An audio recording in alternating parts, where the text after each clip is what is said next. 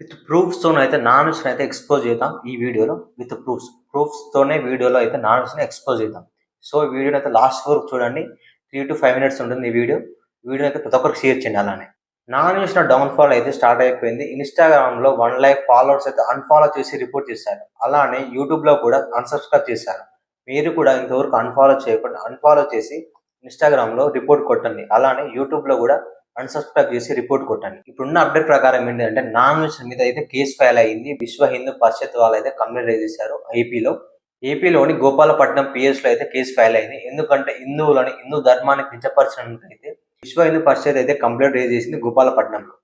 ఈ వీడియోలో non veg అయితే విత్ ప్రూఫ్స్ అయితే ఎక్స్పోజ్ చేద్దాం. నాన్ వెజ్ హిందువా కాదా, ఇండియాకి ఇలా యాంటీనో కూడా తెలుసుకుందాం ఈ వీడియోలో. సో ఈ వీడియో అయితే లాస్ట్ వరకు చూడండి.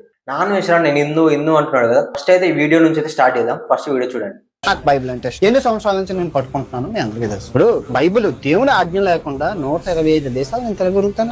వీడు ఇంత క్లియర్ గా యాక్సెప్ట్ చేస్తున్నాడు కదా నేను క్రిస్టియన్ అని చెప్పేసి, మళ్ళీ వీడు హిందూ అని ఎందుకు చెప్తున్నాడు? నేనంట హిందువుని కాదట క్రిస్టియన్ అని ఒకడు, ముస్లిం హిందువుని కాదని. బట్ క్రిస్టియన్ అయినా ప్రాబ్లం లేదు, ముస్లిం అయినా ప్రాబ్లం లేదు. మా ప్రాబ్లం ఏంటిదంటే హిందూ ధర్మాన్ని కించపరిచినందుకే ప్రతి ఒక్క హిందువు అయితే రియాక్ట్ అవుతున్నాడు వాడి మీద.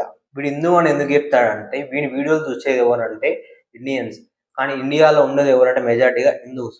సో వీడికి హిందువుల వ్యూవర్షిప్ కావాలి, హిందువుల నుంచి వచ్చే డబ్బులు కావాలి. సో వీడు హిందూ అని చెప్పి హిందూ ముసుగులో ఉంటూ హిందూ ధర్మాన్ని కించపరుస్తున్నాడు వీడు హిందూ అనుకుంటూనే హిందువుల దేవుల గురించి ఎలా మాట్లాడుతున్నాడు వీడియో చూడండి. అనుకోండి ఆంజనేయ స్వామి ఆ గదని ఎక్కడ పెట్టాలో అక్కడ పెడతారు. వీడు ఒక హిందూ అయి ఉంటే హనుమాన్ ఇలా కించపరిచేవాడా? సీతామాత రావణాసుడు లంకకి ఎత్తుకెళ్ళినందుకే లంకాదానం చేశాడు హనుమాన్. అలాంటి హనుమాన్ గురించి నువ్వు ఇలా మాట్లాడతావా? అలానే వేదాంత్ మీడియా నుంచి వేదాంత్ స్వామి అయితే నా నుంచి కాల్ చేశాడు. నువ్వు ఎందుకు హిందూ ధర్మం గురించి ఇలా అసభ్యంగా మాట్లాడమని కాల్ చేసి, వేదాంత్ స్వామి అయ్యప్ప మాలలో ఉన్నాడని తెలుసు, అయినా గానీ వేదాంత్ స్వామి అయితే ఇలా గలీజ్ మాటలు అన్నాడు. ఈయన కొడుకు వీడు హిందువా?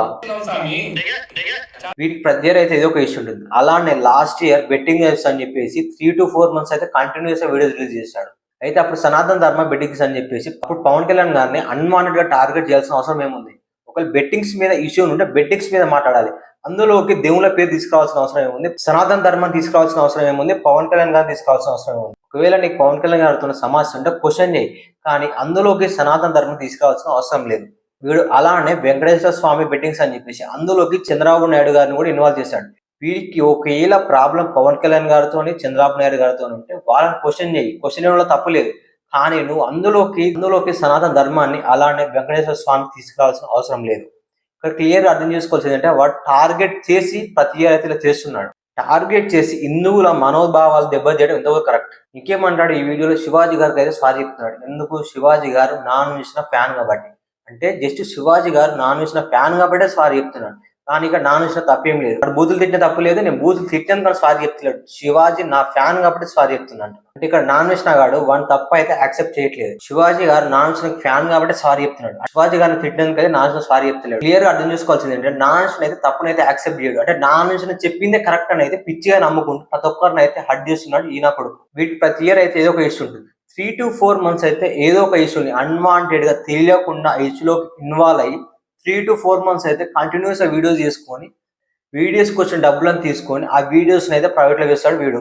లాస్ట్ ఇయర్ ఏమో బెట్టింగ్ యాప్స్ అని చెప్పేసి, అంతకుముందు ఏమో ట్రావెలర్ మీద, ఇలా ప్రతి ఇయర్ ఏదో ఒక ఇష్యూ ఉంటుంది. ఎందుకంటే వీడికి వ్యూవర్షిప్ కావాలి, అలానే హిందువుల డబ్బులు కావాలి కాబట్టి. వీడు ఏమంటాడు? నేను హిందూ అని అంటాడు. హిందూ అని ఎందుకు చెప్తారంటే ఈ వీడియో చూసేది ఎవరంటే మన ఇండియాలో ఉన్న మెజారిటీ హిందూస్.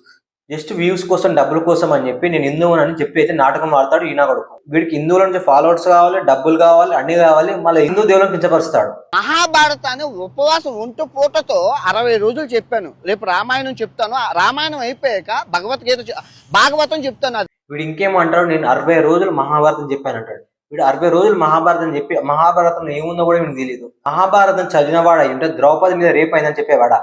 జస్ట్ ద్రౌపది చీర లాగినందుకు మహాభారతం అయింది, అది కూడా వీడికి తెలియదు. వీడు ఇప్పుడు రామాయణం గురించి అలానే భగవద్గీత గురించి చెప్తాడంట. వీడి వీడియోస్ నువ్వు వద్దని చెప్పేసి చాలా మంది వీడిని అన్ఫాలో చేసి అన్సబ్స్క్రైబ్ చేసి రిపోర్ట్ కొడుతున్నారు.